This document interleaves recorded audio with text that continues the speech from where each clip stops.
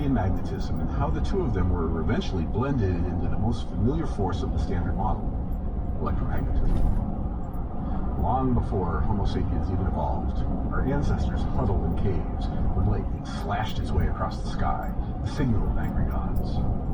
And as early as the first years of the era of classical Greece, then that early natural philosopher Thales of Miletus wrote of lodestones, black rocks that would attract iron. We now know that lightning is a form of electricity, and that the objects that attract iron are magnets. We also know how the two phenomena of electricity and magnetism interact with one another. We have even gone so far as to invent a word that makes obvious this connection. That term is electromagnetism. The development of the formal theory of unified electromagnetism took well over a century. And to understand the enormous magnitude of this achievement, we need to immerse ourselves in the science of the 19th century and learn about the details of both electricity and magnetism separately. Only then can we understand how these two seemingly different phenomena actually originate from the deeper unified theory that we now call electromagnetism. While there is no question that lightning is the most dramatic example of naturally occurring electricity, our formal understanding of the phenomena began with a more pedestrian version. This safer version of electricity is essentially identical to the reason that socks sometimes stick to our sweaters when they come out of the dryer, or why you sometimes get a shock when getting out of your car on a cold and dry winter's day.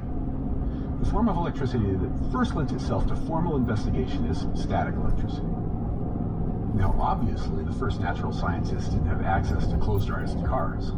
In fact, among the earliest recorded scientific investigations of static electricity were conducted by Thales of Miletus, the same Greek philosopher I mentioned earlier.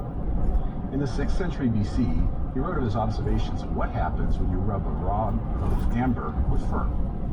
The amber will then attract and even pick up small objects. Thales actually thought that what he was doing was essentially turning the amber rod into a small magnet. While he was fundamentally wrong on that idea, in some sense, this brilliant man had accidentally anticipated a unified theory of electromagnetism that was developed over 2,500 years later. But let's not get ahead of ourselves. Remember that what we're trying to do is experience the intellectual journey whereby we begin to see that electricity and magnetism are really the same thing. So let me give you a couple of things you can do that will let you see the mindset of Thales. Now, if you happen to have an amber rod with a spare cat lying around, by all means do exactly what he did. However, if you don't, maybe you can get some latex balloons and blow them up. On a day when the air is dry, you can rub them on your head or shirt and stick them to the wall. You probably even did this as a kid. Another neat little experiment is to take a plastic comb and comb your hair with it. Then turn your water faucet on so that the water comes out in just a little trickle. You'll see that the comb will attract the stream of water. These little demonstrations tread the same intellectual path once followed by Thales.